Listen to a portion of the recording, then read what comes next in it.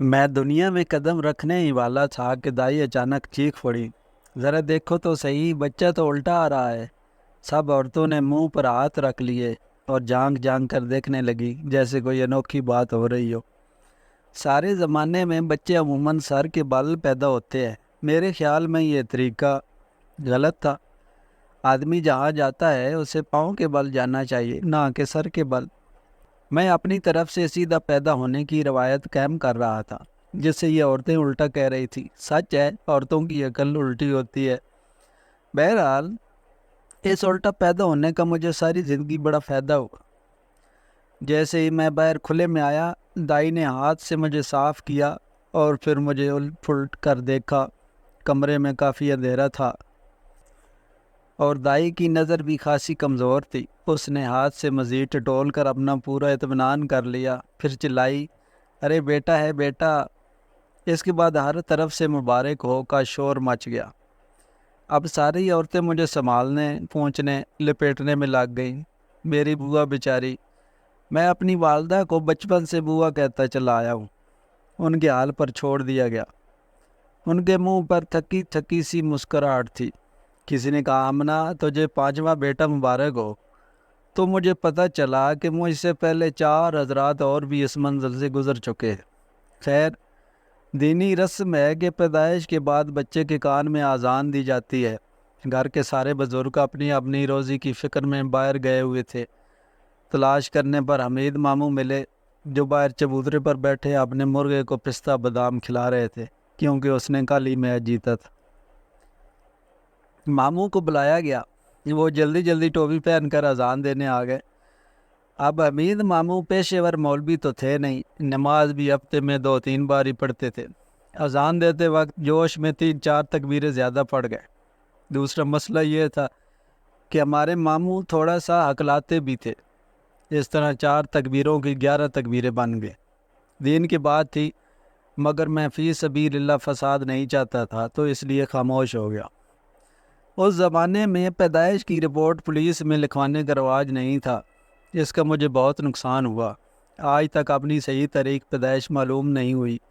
Passport और वीज़े का farm भरते हुए बड़ी दुश्वारी होती है। मुझे एक तकरीब ख़ास तौर पर याद है। उसका ताल्लुक मेरी अपनी ज़ात से है। ये मेरी खतने की तकरीब थी, जो पता नहीं क्यों बड़ी धूमधाम से मनाई गई। पूरे घर की सफाई और चूनाकारी की गई और उसे रंगीन गुब्बारों और जड़ियों से सजाया गया। सारा घर मेहमानों से खचाखच भरा हुआ था। देगें खनक रही थी। एक हंगामा बरपा था।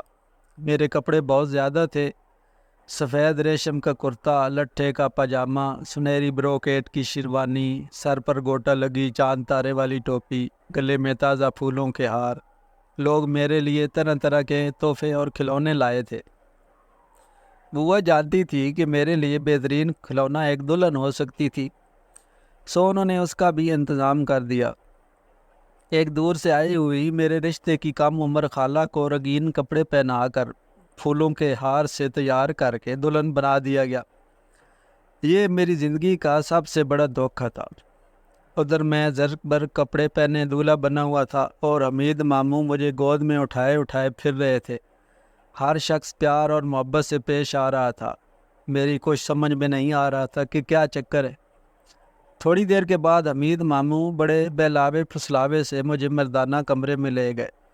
वहाँ सारे मर्द मेहमान जमा थे। दरमियान में एक चौकी थी, जिस पर गोटे लगा पीला कपड़ा बिछा हुआ था। ऊपर एक सुर्ख दुपट्टा साहिबान के तौर पर तना हुआ था। अब मामू, जो मुझे अब तक गोद में लिए फिर रहे थे, उन्होंने यक्का यक मुझे अपने हाथों में एक ख़ास तरीके से जकड़ लिया और लेकर चौकी पर बैठ गए। मैं घबराया कि ये क्या चक्कर है। सामने देखा कि महल्ले का नाई फर्श पर उस्तरा और इस किस्म की ख़तरनाक चीज़ें फैलाए बैठा था। मैंने रूहान सा होकर कसमसाना शुरू किया। हर तरफ से शाबाश शाबाश, बड़ा बहादुर बेटा है की आवाज़ें आ रही थी। अब मैंने मचलना और रोना शुरू किया। मामू ने कहा, कोई बात नहीं, घबराओ नहीं, ऊपर देखो। देखो वो देखो, सोने की चिड़िया उड़ रही है। घबराहट और परेशानी में झूठ जानते हुए भी मैं ऊपर की तरफ देखने लगा। गफूर नाई का हाथ बहुत फुर्तीला था। एक लम्हे में उसने ना जाने क्या किया। جلن سی ہوئی، گرم گرم خون ٹپکنے لگا۔ اس نے ریشم کی راکھ کا ایک چھینٹا مارا تو میں چیخیں مارنے لگا۔ اتنے میں سارا معاملہ صاف تھا۔ ہر طرف سے مبارک سلامت کی صدائیں بلند ہونے لگی۔ مجھے ہاتھوں ہاتھ اندر زنانے میں لے جایا گیا۔ میرے رونے چلانے سے بوا پریشان تھی، مگر دوسری عورتوں نے مجھے ہاتھوں ہاتھ لیا اور ایک تیار بستر پر لٹا دیا۔ چند عورتوں نے مضبوطی سے میرے ہاتھ پاؤں جکڑے۔ تحفے میں آئے ہوئے کھلونے میرے ارد گرد ڈھیر کر دیے گئے۔ یہ تجربہ مجھے سالوں تک نہیں بھولا۔ میں جب بھی کسی کو سجا بنا دولہا دیکھتا ہوں تو ہیبت طاری ہو جاتی ہے۔ جب اس کے ساتھ بھی یہی سب کچھ ہونے والا ہے۔